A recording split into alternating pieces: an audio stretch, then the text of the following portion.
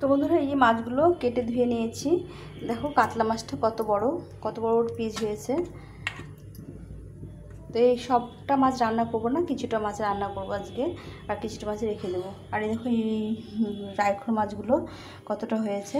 তো এগুলো এখন ভেজে নেব, নুন হলুদ দিয়ে মাখিয়ে নিয়ে ভালো করে ভেজে নেব। সবগুলো মাছই ভেজে নেব ভালো করে। তো প্রথমে লবণ আর হলুদ দিয়ে মাখিয়ে নিই মাছটাকে।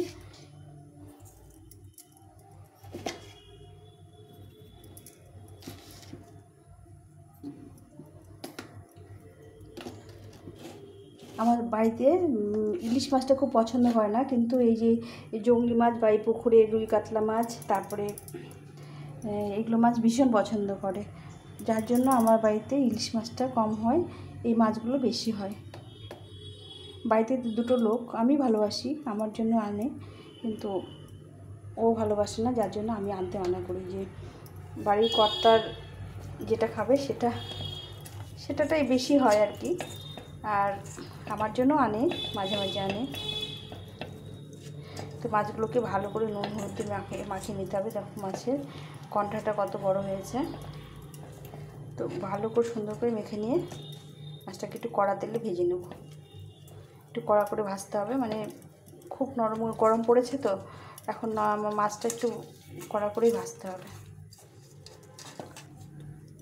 নরম করে ভাজতে চট করে নষ্ট হয়ে যেতে পারে, কেন খুব গরম পড়েছে। একটু হালকা পাতলা করেই ঝোল করব, পেঁয়াজ রসুন ছাড়া। তো মাছটাকে ভেজে নিই। তো আমি ফরচুনের সয়াবিন অয়েল দিয়ে মাছটাকে ভেজে নেব। একটু বেশি পরিমাণে তেলটা দিয়ে দিলাম, দিয়ে তেলটা গরম হয়ে গেলে মাছটাকে ভালো করে ভেজে নেব। তেলটা গরম হয়ে গেছে, প্রথমে গাদার পিসগুলোকে ভেজে নেব।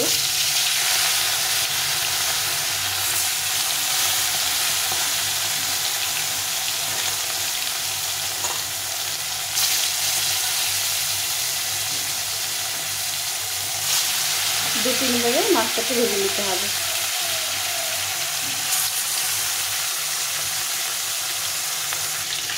এক পাশে ভাজা হয়ে গেছে, মাছগুলোকে উল্টে দেব।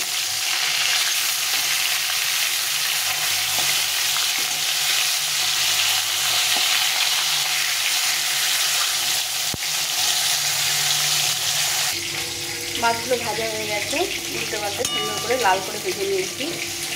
এখন মাছগুলো উঠিয়ে নেব।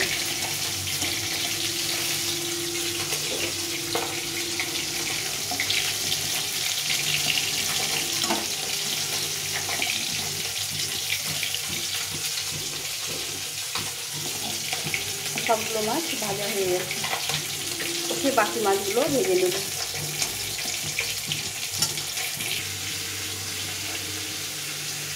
এইভাবে সব মাছগুলো ভেজে নিলাম। আরও বাকি থাকলে এটা আর মুড়োটা, আর এই মাছগুলো ভেজে নিলাম। এখন বাকি থাকলো মুড়োটা আর ছোটো মাছগুলো। এই বড় মাছগুলো সব ভাজা হয়ে গেছে, শুধু মুড়োটা ভাজা হয়নি, মুড়োটা পরে ভেজে নেব। এখন আমি এই ছোটো মাছগুলো ভেজে নেব এই তেলে।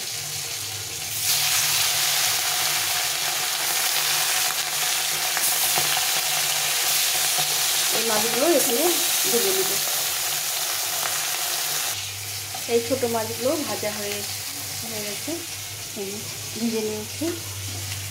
আর কয়েকটা আছে, ভেজে নিয়ে মাছের মুড়োগুলো ভেজে নেব।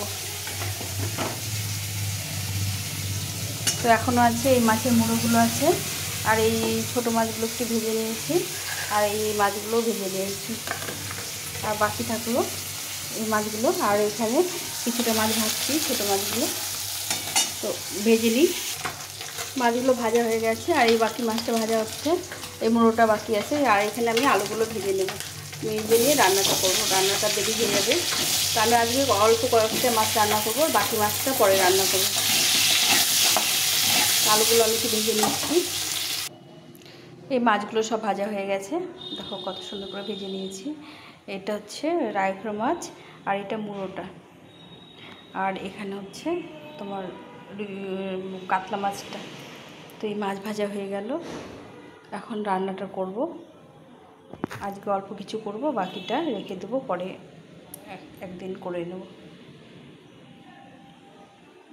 তো ভিডিওটা কেমন লাগলো বন্ধুরা অবশ্যই কমেন্ট করে জানাও। আজকে শুধু মাছ ভাজার ভিডিওটা করলাম। তোমাদের যদি ভালো লেগে থাকে লাইক কমেন্ট শেয়ার করো, আর নতুন বন্ধুরা পাশে থেকো আর সাবস্ক্রাইব করে নিও। তোমরা কীভাবে মাছ ভাজো সেটা শেয়ার করো, আর আমার মাছ ভাজাগুলো কি ঠিকঠাক হয়েছে কি না সেটাও তোমরা একটু জানিয়ে দিও, খুব ভালো লাগবে। তো এখন এখানেই রাখছি, আর রান্নাটা করি। যেটা রান্না করবো সেই রেসিপিটা সেটা তোমাদের সঙ্গে আবার শেয়ার করব। তো এখন এই পর্যন্তই। এটা হচ্ছে এই মাছগুলো তোমরা কারা কারা ভালোবাসো অবশ্যই কমেন্ট করে জানিও, যদি তোমাদের ভালো লেগে থাকে তাহলে। তো তোমরা সবাই ভালো থেকো, সুস্থ থেকো, আর সবাই এভাবে ভিডিও বানাও, সবাই সবারটা দেখবো। এখন এই পর্যন্ত, টাটা।